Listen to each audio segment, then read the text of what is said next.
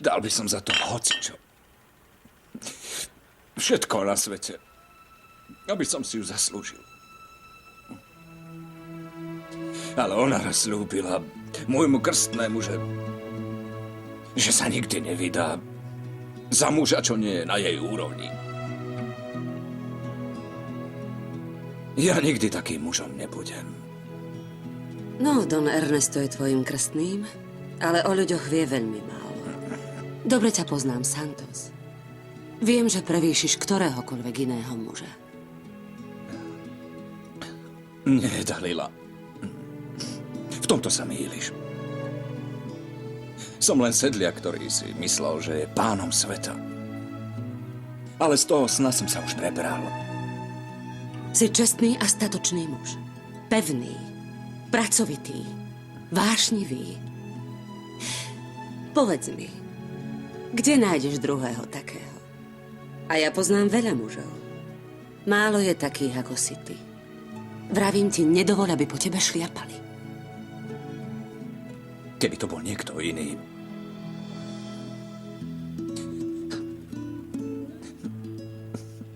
Ale bol to môj vlastný krstný, kto mi vzal sny.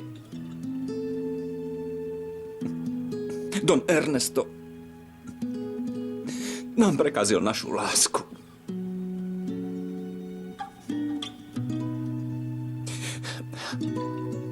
Donútil ju k vydaju. Len preto, aby na mňa zabudla. Santos, prečo nechceš uveriť tomu, čo ti hovorím? Si skvelý muž aj pre Mariu Teresu Montiovú.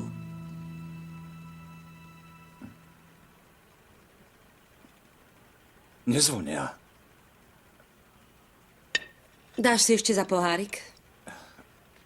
Čo je? Prečo nepočuť ohňostroje? Pozri, ešte ti ostalo. Ak chceš, daj si. Chceš? Dnes sa vydáva Maria Teresa. Santos. Santos, prosím ťa. Santos, neodchádzaj! Manželstvo je posvätný zväzok. Je to sviatosť, ktorou Boh požehná spojenie medzi dvoma ľuďmi, medzi mužom a ženou, ktorí sa milujú, navzájom sa vážia a zaväzujú sa byť ako jeden. Nie je ťažké všetkých oklamať.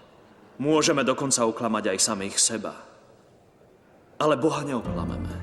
On vie, kedy vravíme pravdu. Nuž, stretli sme sa, aby sme uzatvorili manželstvo Enriqueho a Marie Teresy. Aby sme požehnali tomuto páru, ktorý sa od dnešného dňa stane nerozlučným, až kým ich smrť nerozdelí. Ale ak je tu niekto, kto by poznal dôvod, ktorý by bránil uzatvoriť toto manželstvo, nech to povie teraz, alebo nech mlčí až do konca života.